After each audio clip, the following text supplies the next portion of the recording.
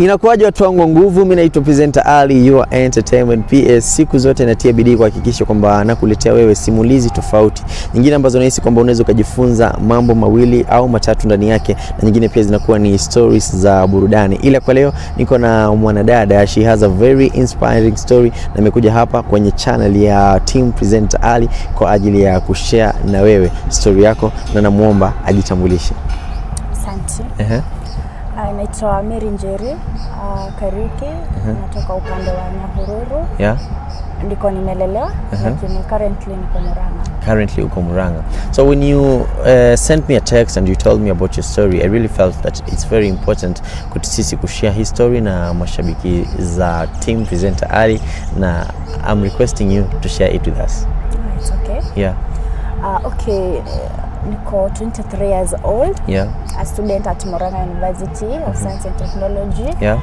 Pursuing a bachelor in criminology and security studies. Yeah. Currently niko final year. Yeah. Doing my final examinations by in the next 2 weeks. In the next 2 weeks. Awesome. Yeah. My journey has been quite a challenge here and there, but nimeamua tu yani kujituma, kujisustain, because kwa familia yangu tulizaliwa tukiwa 6 of us. So and fortunately we are 3 of us at the tertiary levels. Then I have two of my brothers at high school.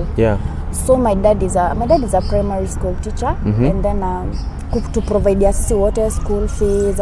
My mama anafanya biashara ndogo ndogo hapa pale, but of course not that satisfying to pay for our school fees.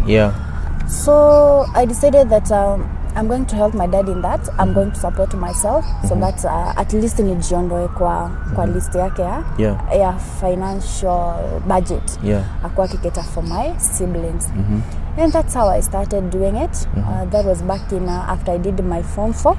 I started hustling since then up to now. I started with the petrol station biz. Nilikuwa nalipwa 8K. And in mind, my dad alikuwa ametuambia we are saving for our campus life. So nilikuwa tuna save, sikuwa na expect any assistance from dad or mom. Alikuwa na chip in hapa na pale for school fees. So I joined this university in September 28th, 2017. Of course I had little savings, so sikuwa na dependia home. But then those zilisha, and of course tunatokanga inside hostel, so tunaenda kukaa outside. My dad could not get for my rent, so I had to think of how I'm going to do it. So nikaingia kwa streets.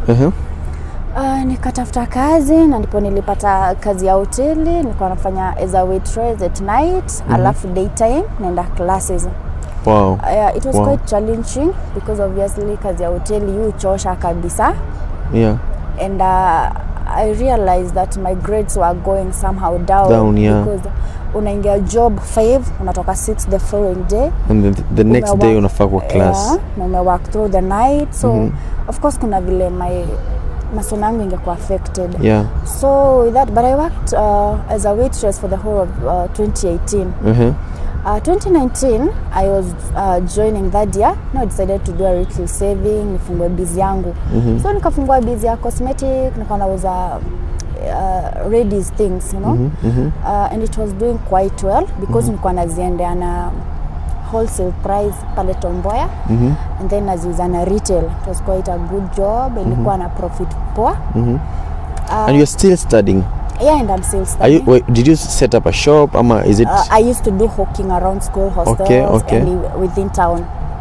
But with the onset of 2019, COVID, 2019, busily crash. 2020 actually. Because 2020. Okay. Busily crash. So sababu shule zilifungwa. So and tena kwenda kuconvince mseta au buy kitu ka perfume. At that time msema amevutwa job and I need just something to kitu ya food, unaelewa. So busy lisha tu hivyo. Ikanibidi nimerudi kwa streets. So tena nikaingia kutafuta job nyingine. Nikaenda kutafuta job nyingine. na ndo nikapata at first nikapata with a certain security firm but due to some reasons nikavutwa. After how long? I did for 5 from March to September. Okay.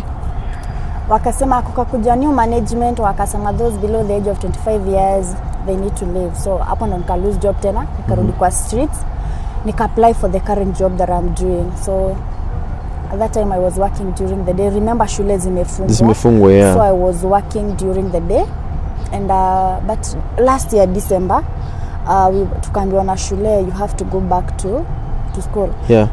At that time tuko na attachment. So I wrote a letter and I asked nipelekwe usiku, nifanye kazi usiku as a guard.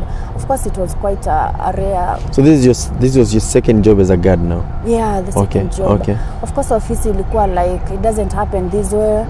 Ladies don't work at night, so but they sympathized with me, with my situation after I explained them that I do finance myself.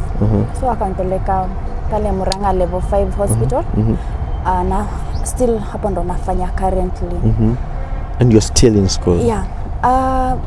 But again, due to unajua sometimes you don't have to depend on salary. Sometimes nakuja ikiwa imechelewa, sometimes haitoshi. Haitoshi. So nikajituma tena, nikaanza kufulia my besties manguo, and then pale kwa hospitali nilikuwa nimejiona na madaktari kadha wa kadha, so nikaanza kuwafulia manguo hivyo. So nilikuwa natokanga job nimetoka class morning na nafulia wase nguo, alafu here and there then I'll go nitaulizia bado kazi ya kuosha plot, unaelewa. So that's how like cleaning it itself. Yeah. Chika ndo naitangwa caretaker but kuosha huko. Kuosha.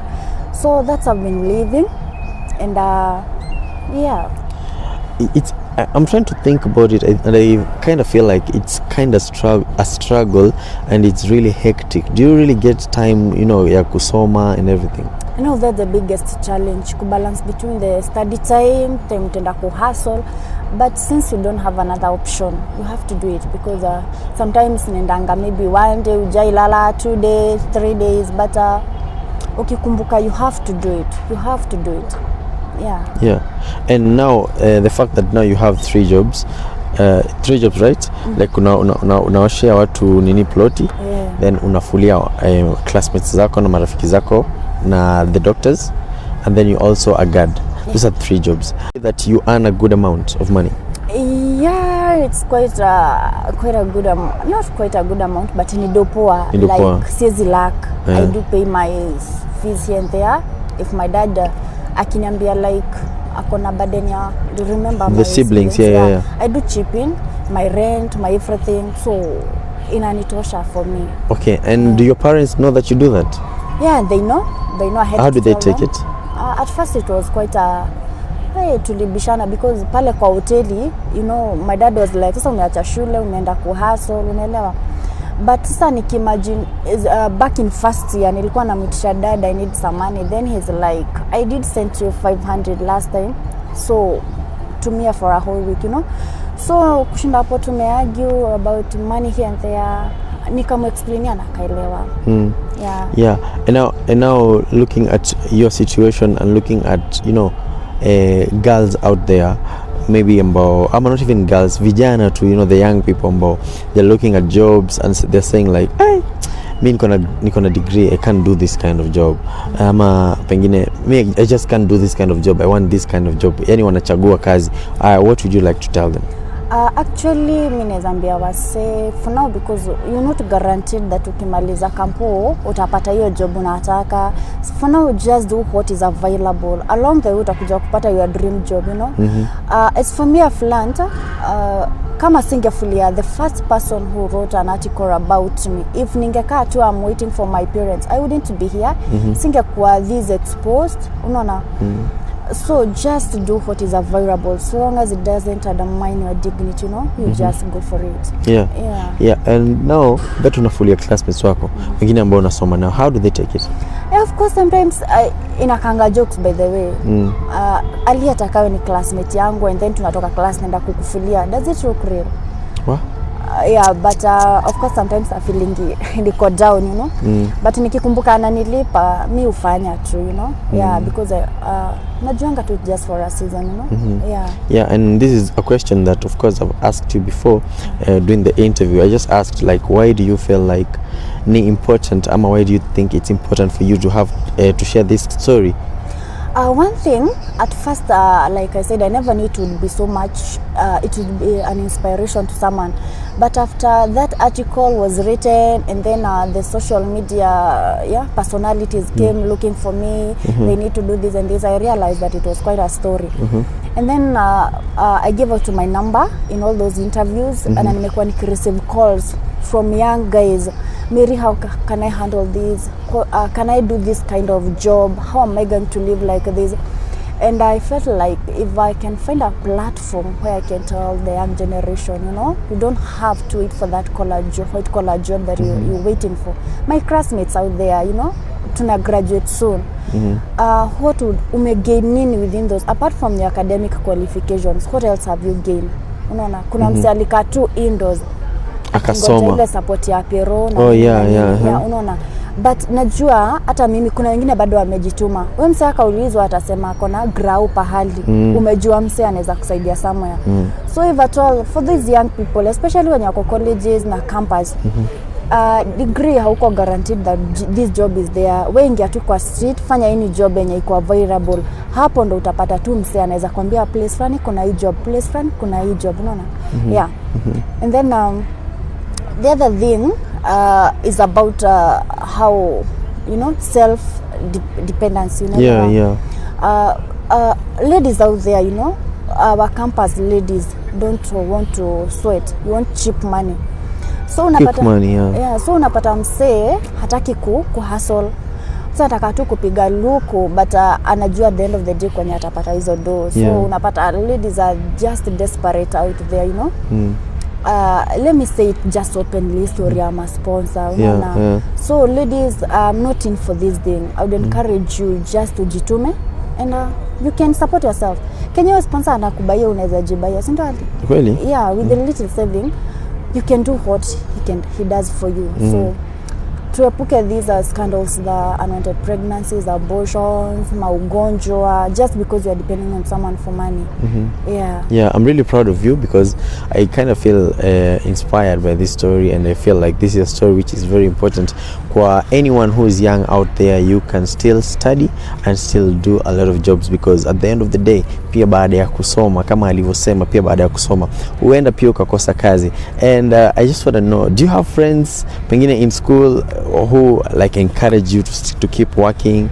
Ama your friends, how do they take it? Pia the friends? I have some friends, because actually penye nafanya kwa security, we have friends, and I told them I'll be coming here, and tuna motivatiananga tu, but mostly ni guys. I'm here to see a lady who mwenye atajituma hivyo. So you don't know any friend of yours ambayo ni dem who's doing the same? Honestly speaking, I don't know. So I don't know what's up with the ladies, because guys wako huko wanajituma. I don't know what's up with the ladies, but kuna guys, kuna watu wanajituma pia. Yeah. So you don't have a friend who you've not even seen any lady out there for you? I'm not saying awako, I'm just asking kama wewe hujaona. For me, maybe sasa ki-hustle design tofauti. Okay, that is amazing.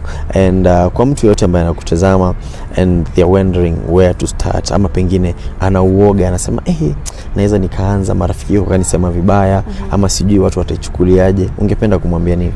Actually vile umesema hivyo, nimekumbuka certain lady alikuwa anauza manguo the same university, and unfortunately hakuwa na ile motivation ya kutoka nje kwenda hawking. So alikuwa tu anaambia mabishte zake na uzanga nguo, but ako indoors. So after my story went on air, this lady came to my inbox kuniambia that actually she makes a lot of money by kwenda hawking. So nezambia wase, actually nimesahau swali. Mtu ambaye anaogopa pengine. Yeah. That's why I was. Naweza kwambia usiogope, unaona, be a risk taker, because at the end of it all, ile step ya kwanza ulimake ndo itakupeleka the next level of your life.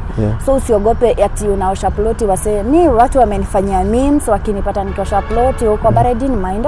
So usiogope msee vile atakuteka tunaanza busy ya kupika chapota au just do it. Just do it. Starting tukianza hii conversation you talked about something called a dream job. What's your dream job? My dream job, it's quite a great, and sometimes I know mention watu unakaa dreaming because as for me I've always desired to be a cabinet secretary, you know. Wow. Apart from that kwa course yangu I've studied criminology, so I like so much doing history investigation. Yeah, I love so much. Then I'd like to venture also in military things, you know, crime stuff. But siwezi sema ati nitangoja zijilete, unaona. So if at all there's someone out there who got a job, mimi nimesema namaliza exams on 22nd of this month. So if at all kuna msee uko nje akona job, I support this lady or give you an opportunity. So I'm here. You're ready to work. I'm ready to work. And how are you performing in school, of course? Actually, apart from pale second year jo ile kazi ya hoteli, my grades are quite good. They're good. It's something commendable. Sure. Okay, thank you so much for being able to come out and share your story. I'm sure kuna mtu ambaye anaitazama and they're very motivated, they're very inspired. If there is a small business that you want to start, kuuza nguo. By the way, I never told you guys that I also used to sell clothes in school. When I was in the University of Nairobi. I'm still in there. So I used to sell nguo to my classmates. You know, just tell them, hey, niko na t-shirt kali, naweza kuzia, and they used to buy. Actually, I even used to hawk out there. Kuna sehemu inaitwa Ngara.